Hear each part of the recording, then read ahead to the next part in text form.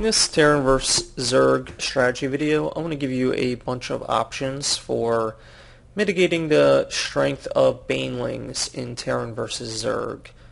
And this video is being done in the Heart of the Swarm online unit tester, and I posted a name to this map that you can try out in the description. And all you have to do is go into the arcade and search for it. So there's a lot of builds you can use as Terran, but one of the biggest problems Terrans face is the Baneling.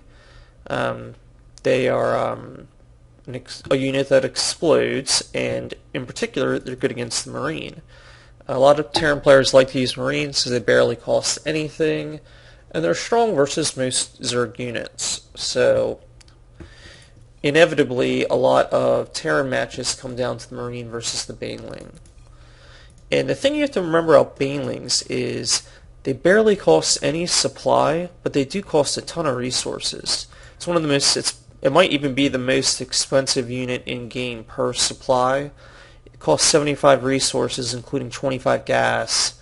I mean, they're factoring in the Zergling cost, and it only takes up half a supply, so they're super expensive.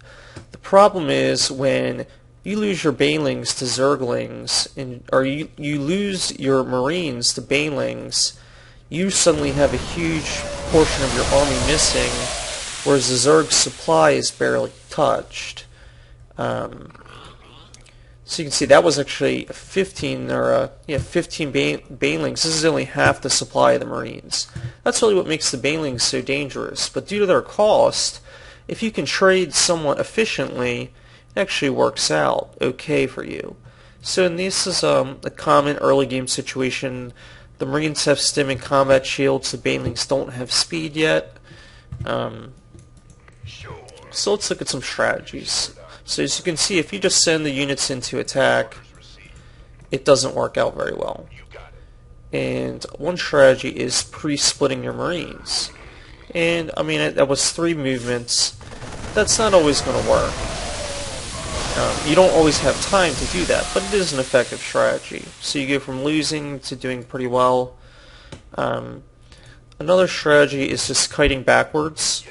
And when you kite, we're going to, rather than just try to stutter-step the Banelings, we're going to use the patrol key. So when you patrol backwards, the Marines kind of spread out a little bit. It helps them, it just helps them spread out. So we're going to Stim, patrol backwards, and then you can start pulling off other units to get back. That wasn't the best example. Terran is definitely my worst race, I would say. But as you can see, the units really spread out a little bit, and then as you're doing it, you can pull off more and more. So let's try it one more time, just to demonstrate what we're looking for here. Okay, that was a little bit better. So if there's no Zerglings and the Banelings don't have speed, you can actually stutter-step. But that's only if there's no, Zerglings are going to be chasing these Marines down, and when they have speed, this doesn't really work so well.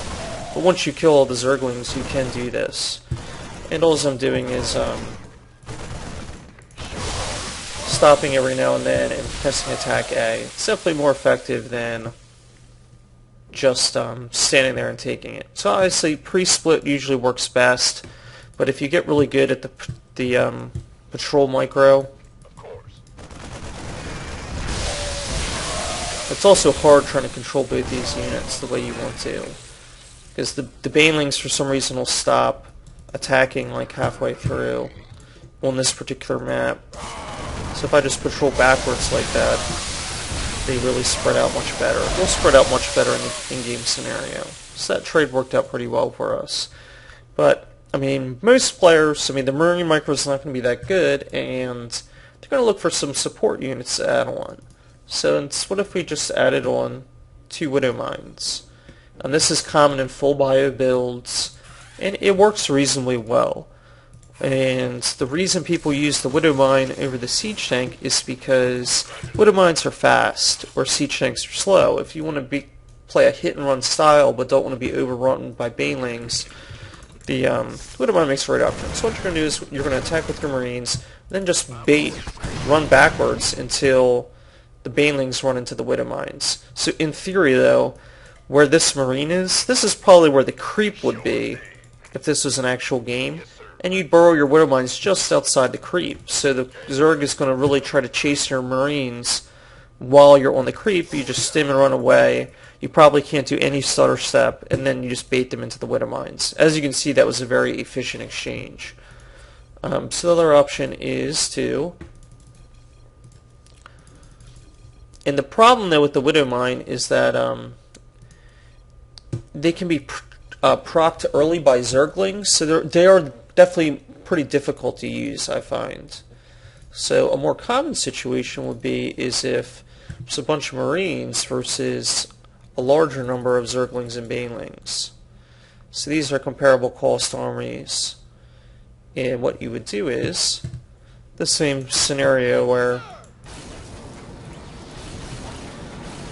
your Zerglings are going to kite back, or your Marines are going to kite back to your tank line. But the difference is, with the siege tanks, you actually have to manually target the Banelings. So let's say these armies are going to meet in battle. Oh, you see all these units, you run back. The Marines are going to sit inside the tank line, then you're going to select the tanks. So that way the tanks aren't wasting their shots on the Zerglings. The Marines will automatically attack Zerglings in range from the safety of your tank line. So as you can see, that's a really efficient way to do it. So this is considered biomech once you get the tanks in. Tanks, I feel like they're just so much easier and so much more effective.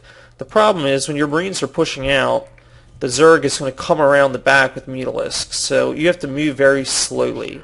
Whereas the bio style, what the Terran player is just trying to do is snipe expansions and not really attack directly. So anyway, the last thing we're going to discuss is full mech builds, pretty popular in Heart of the Swarm.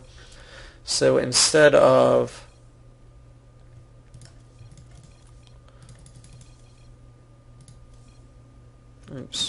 so common army would be about 15 Hellbats, 5 Thors, 5 tanks. And if the Zerg just has a bunch of Zerglings and Banelings, it's going to work out really poorly for the Zerg. Even though this army is much more expensive, the problem is Hellbats actually do okay versus Banelings. Even though they're a light unit, this Baneling costs 75 resources. This Hellbat costs 100. You know, it takes 4 Banelings to kill 1 Hellbat, so it's a horrible trade for the Zerg. And even though, I mean, you can literally just aim you with Thors and Hellbats, and you do just fine.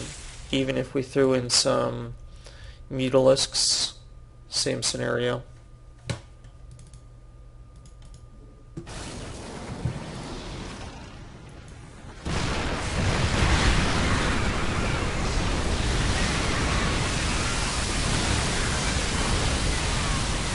They didn't all attack, but Banelings are not very strong versus Thors. It takes a million of them to try to kill 1 Thor. So, as you can see, mech doesn't really have to worry about Banelings. So if you're really struggling with them, just try not to use a Marine-based build. Your options are kiting the Banelings. That always doesn't work if there's Zerglings or infestors. Your best bet when Zergling, if there's a lot of Zerglings with the build, are to split your Marines the best you can with patrol, pre-split before engaging, kite back over widow mines, or to the safety of siege tanks. So that's how you deal with Banelings. I hope this video was helpful. And obviously, a switch to air can, prevent Banelings from being useful. It does require a lot of resources, though. So, subscribe if you want to get some regular updates, because we'll be posting more Starcraft 2 strategies over the months.